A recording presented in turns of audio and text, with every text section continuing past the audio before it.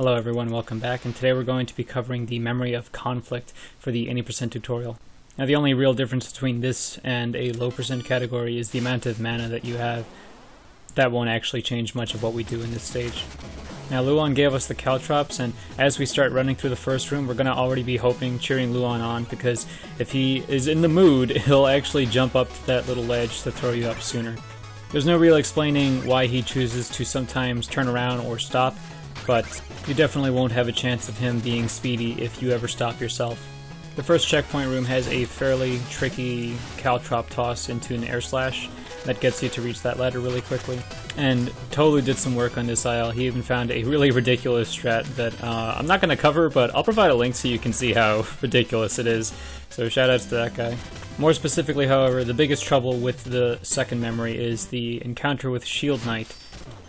Azoolag, Patwah, Tohloo, and I have taken this fight apart many times in an attempt to discover the fastest way to land damage on her and actually make good use of the caltrops. But after many attempts, it seems that we finally have something consistent that gets her to basically fall over without any problems. The fight has gotten a lot more consistent, so much so that if you happen to miss a couple hits, so long as you're paying attention to Shield Knight's health and make a couple of adjustments, you should still be able to get a fairly quick kill on her. To begin the dream sequence, you're going to be mashing your attack and jump buttons just like you normally would to get off the balcony. But unlike the first act, you don't want to be mashing start right away. It'll actually pause the game. So you're actually going to have to react to Luan's dialog box. Press start as soon as you see it. Once you see it, you can mash it out until you see that you've picked up the caltrops. Once you actually have the caltrops, you can just mash, jump, and attack. At the start of the stage, you're running forward, do a short hop, and cut to break the wall without losing your momentum. Again, it's important that you don't stop moving, otherwise Luan will have to wait for you. One full jump will get you onto this platform, then just walk off, and at this point you're just literally going to hope for Luan to help you out here. Now if Luan is actually in the mood, he's going to run ahead of you into the screen transition, and you can just jump as soon as you enter the room. Otherwise you will have to go forward and bait him into hanging off of that small chain. You want to throw these two caltrops just after Donovan starts falling down again. If you manage to throw them both properly, they'll both land on the Slime Samurai and he won't have a chance to attack you, and you won't have to stop your forward momentum either. Once you get into the following room, make sure you slightly delay your two dash attacks, otherwise Luan won't have a chance to get in position to throw you up onto the ladder. Now in this room with the Gold Duck Knight, you're going to want to throw your caltrop as soon as you see yourself reappearing on the screen. You have a little leeway to do it later than that, but in throwing the caltrop too high, it just won't appear at all. This will push the Duck Knight out of the way so you can easily just walk off the ledge into the next room.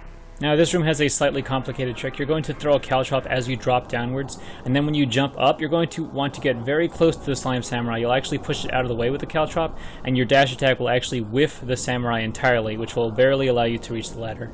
If you should happen to fail this trick, don't get frazzled. Just do a dash attack off of any of the Slime Samurais and grab the wall or the ladder. Now in this room, you're tempted to go all the way to where the red gem is, but we don't need that money, so just do a high dash attack down to Luan, and he'll throw you fairly low so that you don't have to do much climbing at all to get onto the collapsing platform. Now to save some frames, you can cut as soon as you do your wall hop here, and this will shorten the amount of time that you spend jumping off of your wall hop. But if you don't feel comfortable doing so, then just wait until you land and time your jumps accordingly. Now in this room, so long as you're quick, you should be able to reach the top of the ladder and do a short hop, not fully tap, but very short hop onto this collapsing platform. Then just walk up against the wall and you'll barely beat that fire droplet. And so long as you keep moving forward, just trust in Luan, he'll be there and you'll be able to do a dash attack onto the ladder. Now this last room has 250 gems, a checkpoint, and a turkey, and if you don't need any of that, you feel free to just walk straight into the fight. The Shield Knight encounter will begin with some dialogue, just wait until you see them actually enter the room. Now the beginning of the fight is where you're going to get some of the only random behavior that's difficult to deal with. When Shield Knight approaches, you're going to want to do a short hop and try and bounce two caltrops off of her shield. You want them to fall slightly in front of her so that when she jumps over you and turns back around, they will have settled and she'll run over them. In the meantime, you're doing two dash attacks, once when she jumps over you and once on the way back. Shield Knight will then attempt to charge at you, jump over her, and get a dash attack on her as she passes by.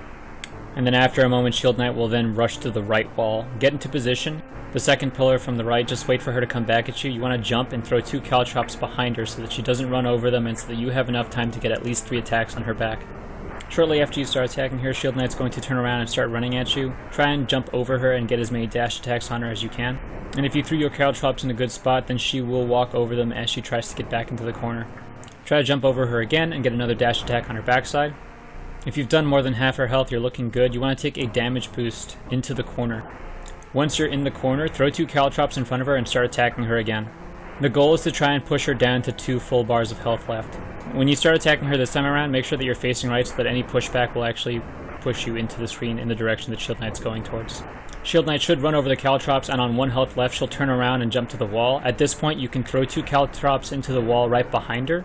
If you jump up and throw them, you can actually bounce them off the wall into her backside, but so long as you get the caltrops out, when she lands, she's basically guaranteed to be dead. So once more from the beginning. Short hop with 2 caltrops, 1 dash attack, 2 dash attacks, she's lost 4 health, 1 more dash attack on her back. Jump over, 2 more caltrops, try and get 4 hits if you can, a couple more dash attacks, let her attack you into the corner, throw 2 caltrops, start attacking her. She should be on 1 health, 2 more caltrops, and she's dead.